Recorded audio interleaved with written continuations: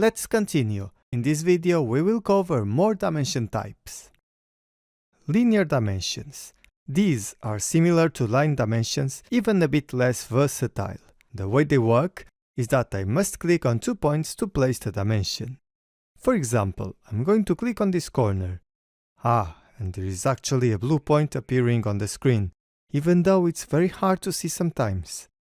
Then I'm going to select the point where this window starts as the second point, and finally place the dimension.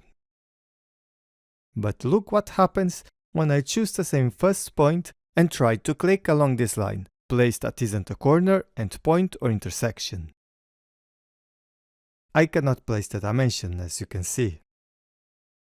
So in the dimension that I have created, the points were located on the same x-axis. They were horizontally aligned.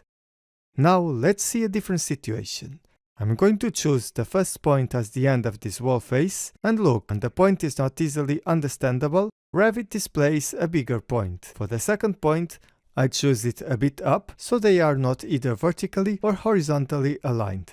Finally, I can add a horizontal dimension, or if I move all the way out, I can display the vertical distance between the points. Angular dimensions.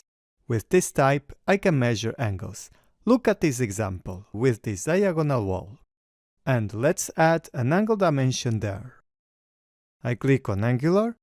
My selection mode is set to Prefer Wall Faces. Then I choose this face, then the vertical face, and finally just click on the position where I want to place it. After that, I can keep adding more angles as I wish. Radial dimension. This time I'm going to draw a circular wall. I choose Circle in the Draw panel, just make a random wall, then go to Annotate, click on Radial Dimension, and finally click on this face to put the radius there. The diameter dimension is very similar.